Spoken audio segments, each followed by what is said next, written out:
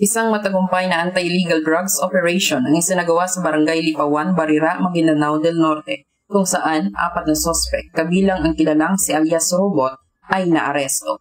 Nagbigay ng reinforcement ang 42nd Special Action Company, 4th Special Action Battalion, at 81st Special Action Company ng Rapid Deployment Battalion ng PNP SAF.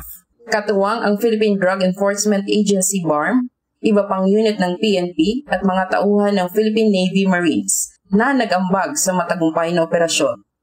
Nasamsam mula sa mga suspect ang isang heat-sealed transparent plastic sachet at 25 na maliliit na pahabang sachets na naglalaman ng tinatayang 70 grams ng puting kristal na pinaniniwalaang methamphetamine hydrochloride o shabu na may tinatayang standard drug price na 476,000.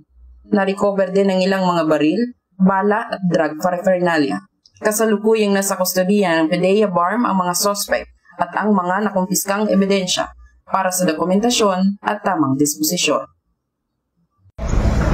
At mula dito sa headquarters sa Fort Santo Domingo, Santa Rosa City, Laguna, ang tahanan ng inyong tagaligtas. Ako ang inyong PNN correspondent, Patrolwoman Cherilyn Kalumpita, alagad ng batas, tagataguyod ng Balitang Pulis.